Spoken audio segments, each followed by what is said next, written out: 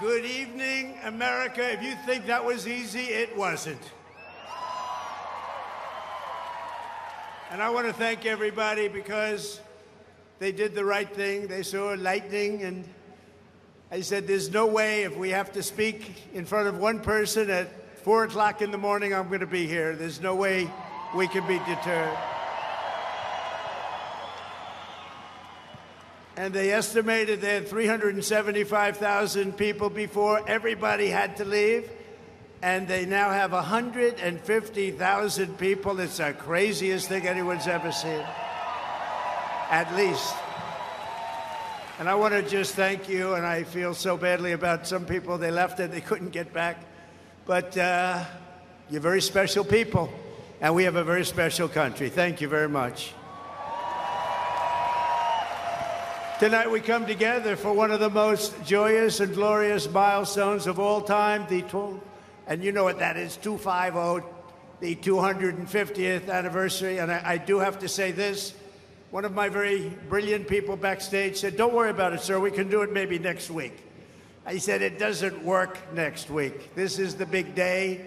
We want July 4th. We're not looking for July something else. Because this is the 250th anniversary of the Declaration of Independence. Nothing like it.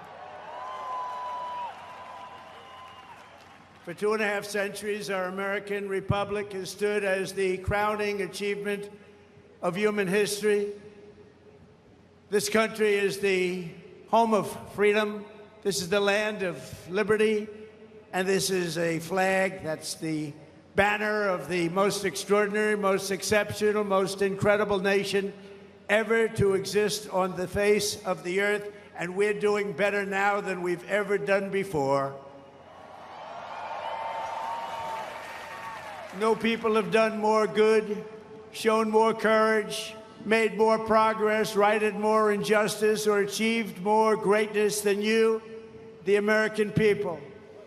For 250 years, the United States of America has been the hope, the promise, the light, and the glory among all of the nations of the world. All over the world, they try and be like us. Nobody can be like us. And with God's help, we will always be this or even better. We're going to be better. Here on our National Mall, we're celebrating freedom's triumph over tyranny, liberty's conquest over oppression, and the enduring victory of the American spirit from the July 4th, 1776 to July 4th, 2026. Big dates. That's big dates. Two big ones. And tonight our country is stronger, freer, richer, safer, and prouder than ever before. But it all started with the miracle of history that lives forever in the heart of every single patriot.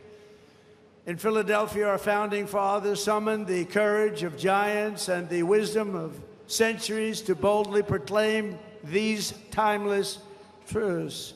They declared that all men are created equal, that they are endowed with sacred, unalienable rights by the hand of our Creator, and that among these are life, liberty, and the pursuit of happiness. In signing their names to the roster of freedom, those 56 patriots put everything at risk, stepped onto the stage of destiny, and seized a victory for the ages, and that's what it was. And this is an evening for the ages, I believe. This is something very special. This is bigger than if we didn't have the lightning blaring. We had lightning blaring, but this is bigger. Little more inconvenient, but it's bigger. I think in its own way, it's more beautiful. From the beginning, we were a nation that lived by the motto, victory or death, and live free or die.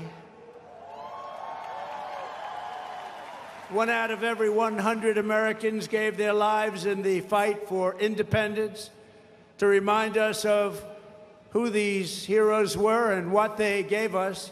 We are honored to have here tonight in the heart of our nation's capital one of the very first American flags ever to exist.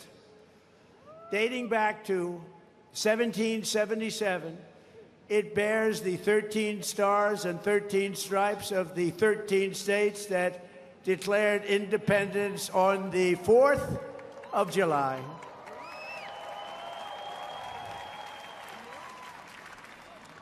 There it is. This was the flag that flew victorious at Saratoga.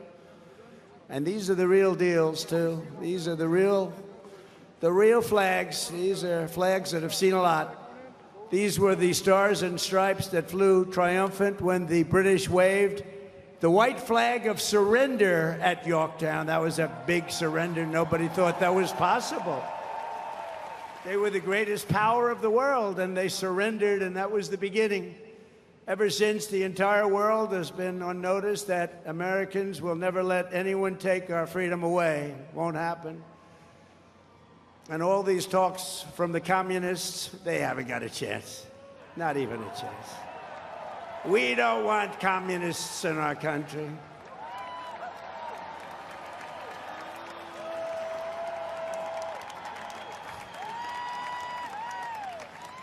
Never worked, and it never will work. Americans must never forget that we are a historic and heroic people with a heroic spirit and a heroic purpose on this beautiful earth of ours. We are made of the courage and the fire and the flesh and the blood of the best and the bravest people this world has ever produced. We are the bravest and the best.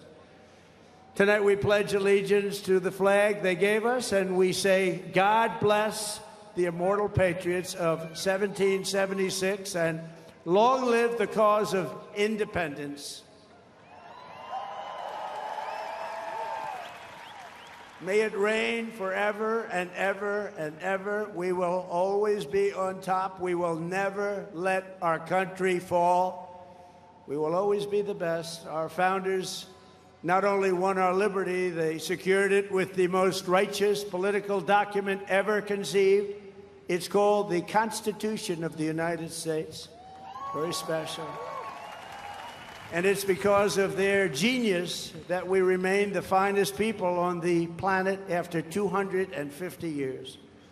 Unlike so many others in the world, in this country, we have freedom of speech, freedom of religion, equal justice under the law, although I wasn't treated that well, but we won't get into that.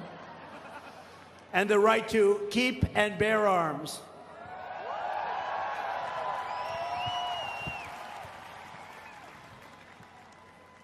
And for the almost 6 years that I was president, I guarded very, very powerfully your Second Amendment, and they didn't do a thing to it, and it was not easy.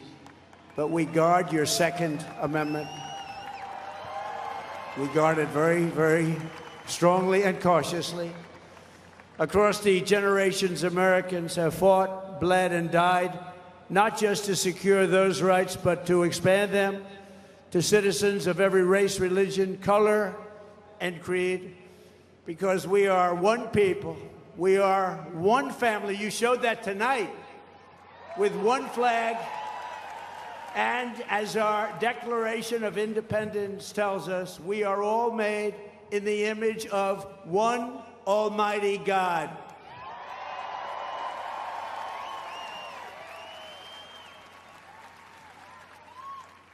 And a communist will never say that.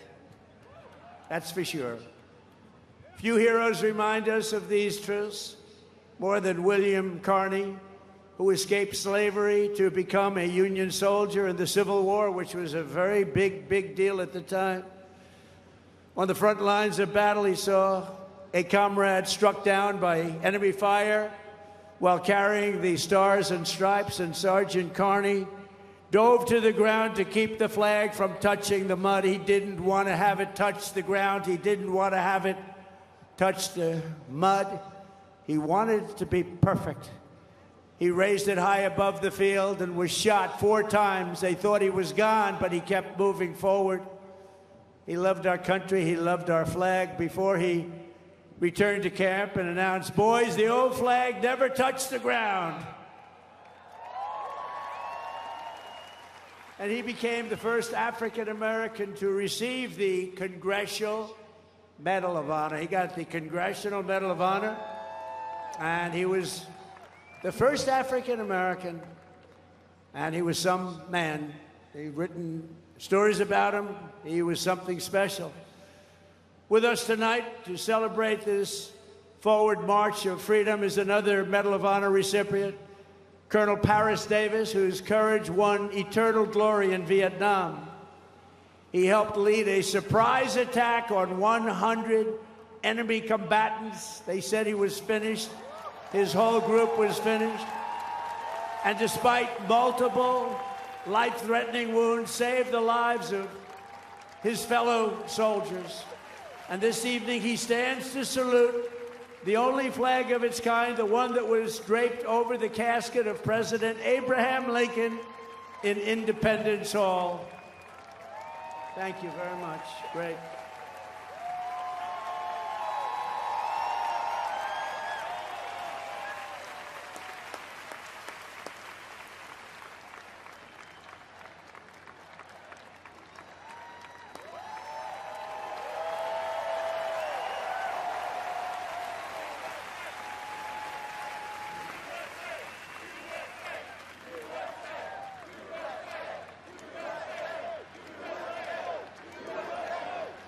He looks better than I do.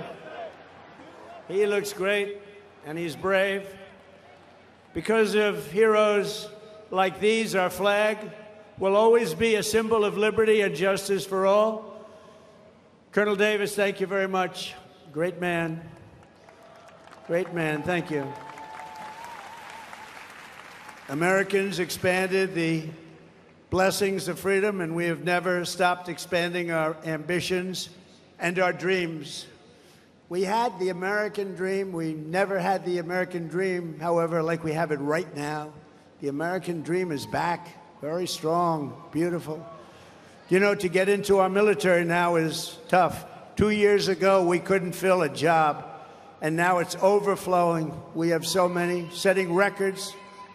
We're setting records. It's actually hard to get in. That includes our great police forces and our firemen. They couldn't hire anybody. Nobody wanted to do it. Now it's hard to get those positions, but it's really hard to get into our military because people respect and love our country again. Our rise to being the world's strongest and most powerful nation was no accident of history. We rebuilt our military in my first term. We use it a little bit in our, actually I should say third term, but I won't do that because I don't want any controversy. But we use it, and we've had tremendous success. You look at Venezuela, you look at Iran, we wiped out their military. Americans crossed the Great Plains, scaled the Rockies, we just tamed the wilderness and conquered the frontier and built the empire. It's called the Empire of Liberty. We laid down the railroads, raised up the skyscrapers, those beautiful skyscrapers, and dug out the Panama Canal, considered the 8th wonder of the world, which everyone said was an impossible thing to do. And by the way, 38,000 Americans died to give us one of the greatest engineering feats of all time, the Panama Canal. This was the unstoppable spirit that created the world's most powerful industries and built the strongest military anyone had ever seen. And today it is stronger and more powerful than it ever was before.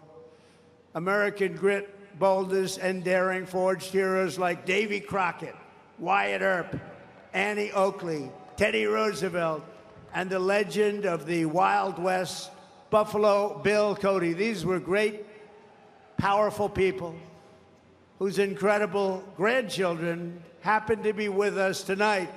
And they stand alongside one of the first American flags ever to fly over our expanding nation. It was carried west just as Lewis and Clark began their journey in 1803. Thank you very much. Thank you. Thank you very much. Great to have you.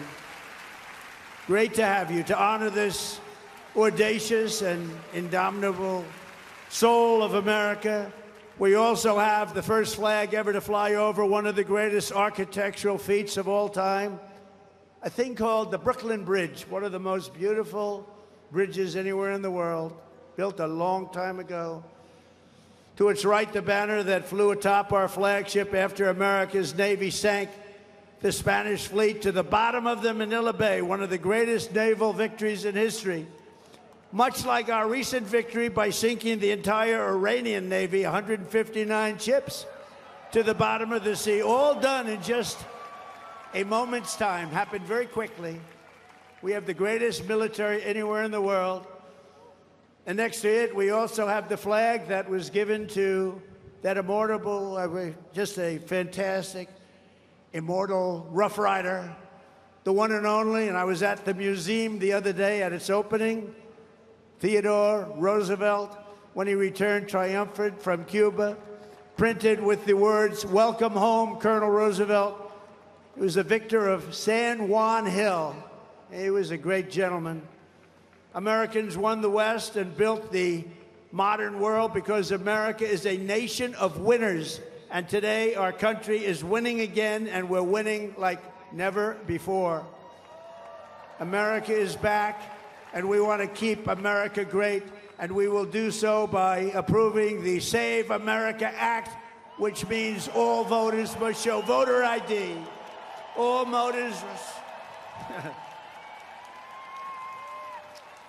voters must provide a little thing called proof of citizenship. And there will be no mail-in ballots except for illness, disability, military deployment, or travel. And you won't have cheating on the elections anymore. It's very simple. Together, we are also reasserting the truth that American strength and power is not something to be ashamed of. It is something that we are very, very proud of. This country has been the greatest force for peace and justice on earth. In the last century, we defeated tyrants, demolished evil, and saved freedom again and again and again. Ken Schubring was 19 years old when he survived the Japanese attack on Pearl Harbor. After enemy planes sank ships like the USS Arizona, he resolved that he would help America strike back and win. He wanted them to strike back and win. Flying B-29s in the Pacific, Ken fought from the first day to the very last. He was in the war right from the first day, and he went to the last day and all the way to the enemy's unconditional surrender. We got an unconditional surrender. He was there at 104 years old and looking really good. Captain Schubring is here tonight, and he is saluting the flag that went down with the Arizona at Pearl Harbor, but was raised back up with the help of some unbelievable American patriots. It's a symbol of American defiance, please.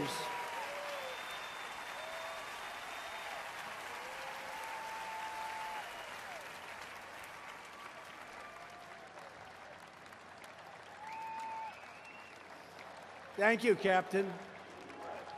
Thank you, Captain.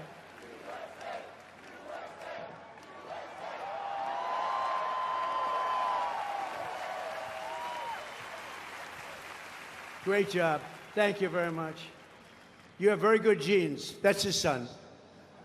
His son's going to be around a long time. Thank you very much, Captain. On D-Day in World War II, Navy Lieutenant Arthur Rose commanded 36 landing craft as part of the largest naval armada in history. Recalling that sight, he wrote home to his parents, "What a country we are." At 107 years old, Lieutenant Rose is here to salute one of our nation's most prized possessions, the flag that flew aboard the first landing craft on D-Day and led the first Americans onto the beaches of Normandy to liberate Europe and defeat Nazi fascism forever.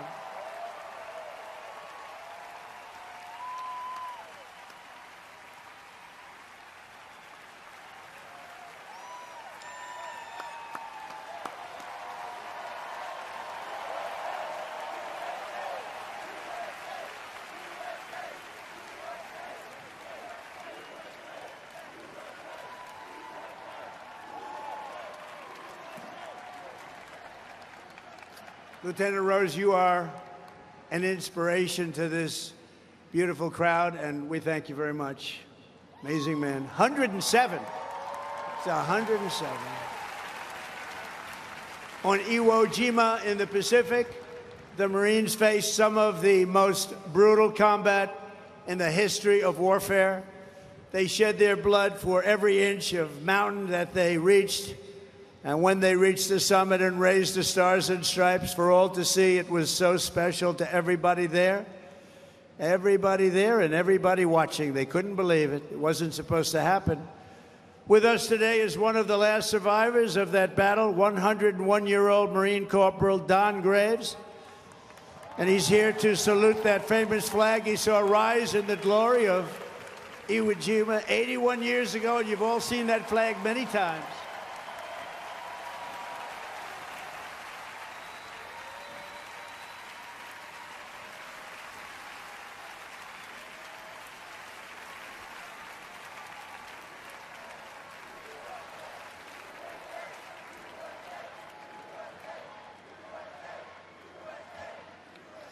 So, ladies and gentlemen, these are the fighters and the banners of the greatest generation. They are the greatest generation. I hate to admit that, but they are.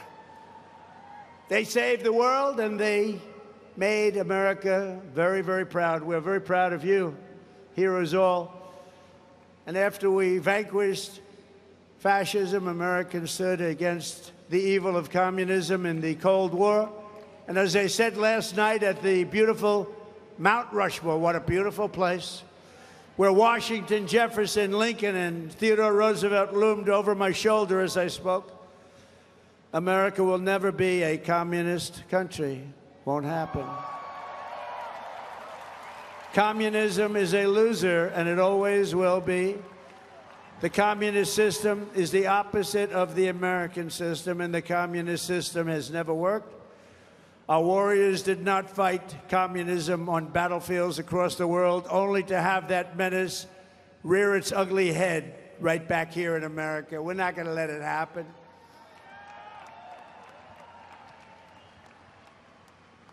We like to stop a threat like that immediately and before it begins. It's like a cancer. You got to cut it out. You got to cut it out fast.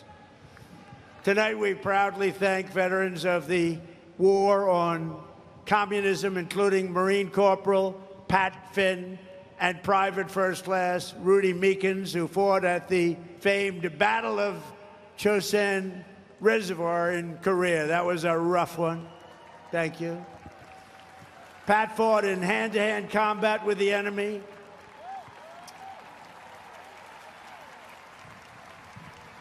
He had 5 against him, and he was 1. And as you can see, he's around to talk about it. And Rudy was wounded 4 times, but never stopped shooting, and he never stopped moving forward.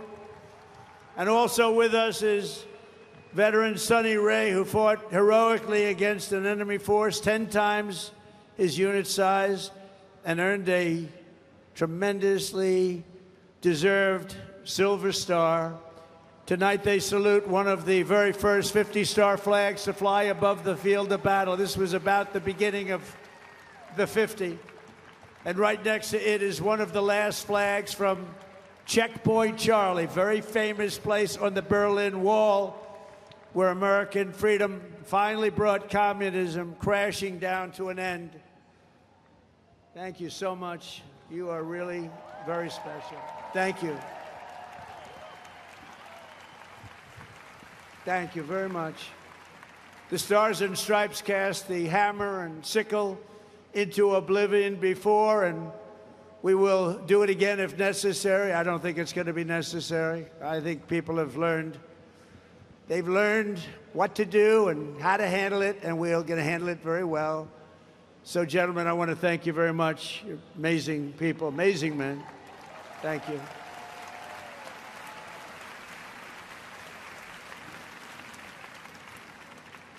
How about that, huh? Isn't that great? What an honor it is to be with them. Think of it, 107. That's up there, but hopefully he's got 20 good years left. Through the generations, Americans have never stopped striving to lift humanity to new heights. In 1903, the Wright brothers from Ohio fulfilled the age-old dream of mankind to fly. That's right, they're from Ohio, great state. And within 66 years of inventing the airplane, Americans planted our flag on the moon.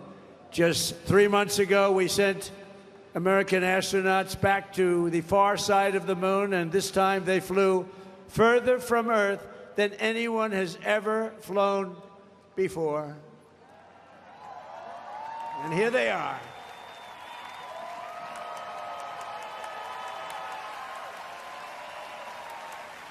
So tonight we're joined by that crew of NASA Artemis, you know the crew, everybody. Artemis 2, and everybody watched. Isn't that amazing? And they became very famous. Everybody watched. I was watching. I don't know what it was. That one got the attention of everybody. And along with the last man to walk on the moon, Apollo 17 astronaut Jack Schmitt. Thank you, Jack. You look like you could be with them, Jack. You look very good. You look very good, Jack. Thank you very much. What a job. Everybody was watching. I was with a group of people that normally wouldn't be watching, and we're having a big dinner, and they all said, we want to turn on, we want to watch Artemis 2. A lot of people said, what is that? By the end of the evening, they knew. It was amazing. And along with Jared, where's Jared? He's so great. He's running NASA. What a job he's done. So I want to thank you all. Thank you very much. Great job. So these champions of flight stand this evening beside the flag flown on the Wright brothers airplane, piloted by Orville Wright. It's the exact flag, very historic, and they are honored to be here. They told me today they were really amazed to be here with that flag. That's a very special flag if you're in the world of flying aircraft. So congratulations to everybody. Fantastic job. Very proud of you. And I have a special gift for these patriots. This morning on America's 250th birthday, a new flag was flown above the United States Capitol.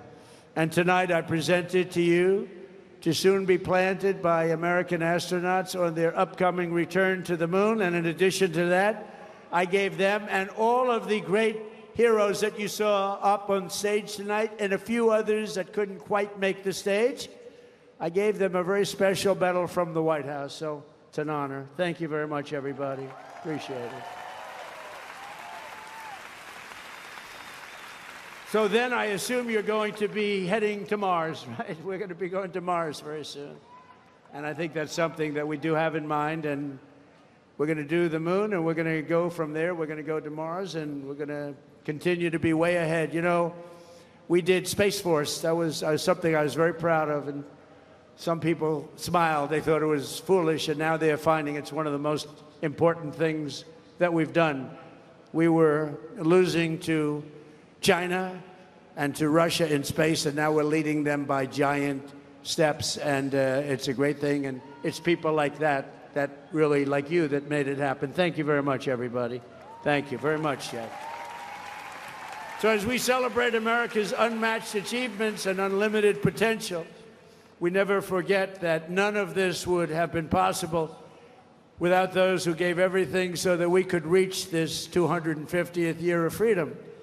We are honored to be joined by 11 Gold Star family members. The Gold Star family, that is one of the great tributes. It's one of the great honors, a tough honor.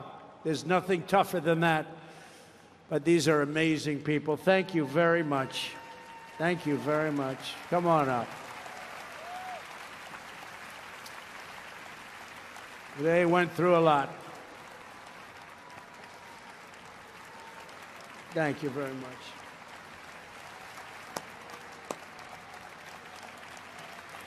And that special person is looking up there and looking down at mom and dad, husband, wife, but they're looking down with great pride. You know that. You know that. And we want to thank you for being here. Thank you very much. And we have medals for you backstage. I brought them. I thought I'd be handing them out about 2 hours ago, 3 hours ago. But we're going to be backstage, and we have beautiful medals for you, for your family, from the White House. Thank you very much, everybody. We love you. On this special 4th of July, we give you our undying gratitude and promise to redeem the sacrifice of your heroes by preserving the America that they love. They loved our country. They sacrificed it all, and these people have sacrificed it all. They've been through hell. We love you. Thank you very much. Thank you. From 1776 to today, everywhere the American flag has flown, it has been a symbol of strength, righteousness, and hope, because that is who Americans are. In 1944, a mother and her daughter huddled in their house in Nazi-occupied Belgium and prayed desperately for their country to be freed. They wanted freed. As they waited, they found scraps of fabric and stitched together a homemade American flag. It's beautiful, but homemade. On the day they were finally liberated, and that's what the word is, liberated, they gave it to an American soldier as a gift. Little did they know that that soldier's great-grandfather was none other than the author of our Star-Spangled Banner, Francis Scott Key. And tonight, the next generation of the Key family is with us.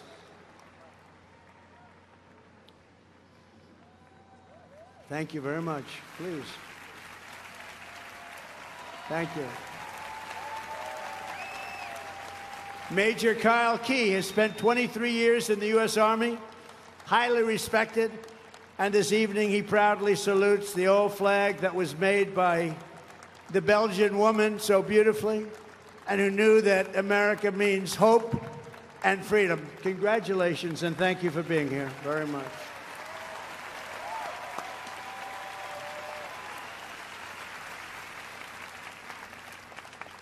And in conclusion, from a declaration in Philadelphia to victory at Yorktown, from the bustling factories of the heartland to the towering snow-capped summits of Alaska, from the endless frontier of the open Wild West to the magnificent sand dunes at Kitty Hawk, from the glimmering skyline of Manhattan to the far side of the moon, you just saw that, and from the now safe and beautiful capital of Washington.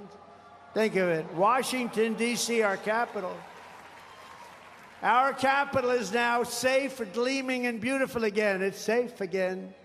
Went from a very unsafe place 2 years ago to one of the safest cities in the country, and one of the most beautiful, to the gleaming waters of the Gulf of America.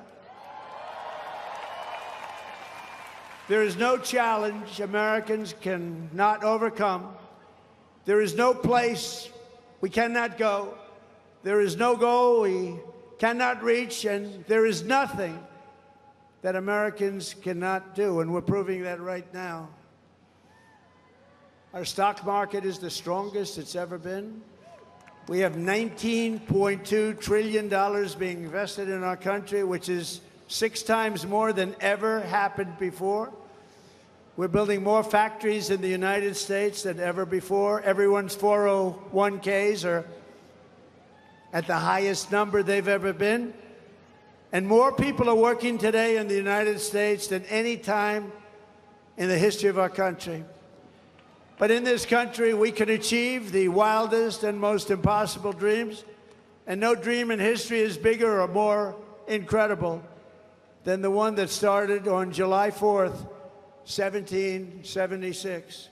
The war for independence was launched by Minutemen, farmers, blacksmiths, tradesmen, who took up their muskets against the mightiest army on earth, the most powerful army, an unbeatable army, until they met us. No one made them do it. They fought because they knew that a free people must have a free country. Over 250 years, the world has seen the great empires, vast kingdoms, mighty nations, and terrible tyrants. They came and they went. But after 2.5 centuries, this American republic still stands tall and strong, and we love each other. That showed tonight. You heard it was over, and what happened? You came back. And this American flag still waves proud and free and beautiful. We have thrived and flourished because our founders were great. Our cause was just, our people are brave, our culture is exceptional, and our destiny is written by God.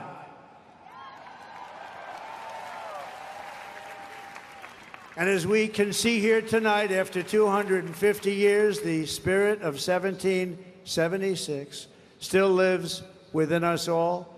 It still roars in the hearts of our nation's capital. It still burns in the heart of every patriot, thunders through every city and town, and it still lights the entire world with the glow of American liberty. And there is nothing like that. At 250 years old, we may be the oldest constitutional republic on earth, but our country is just getting started because the best is yet to come.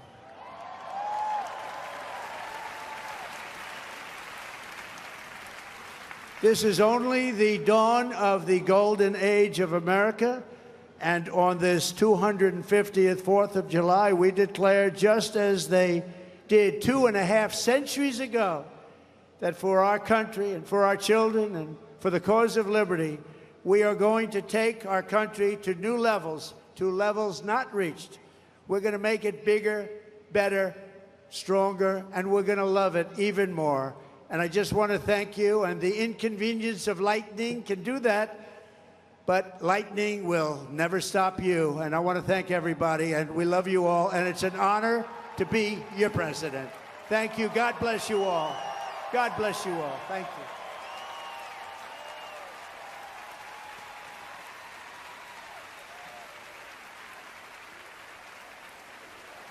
We have a great fireworks display tonight.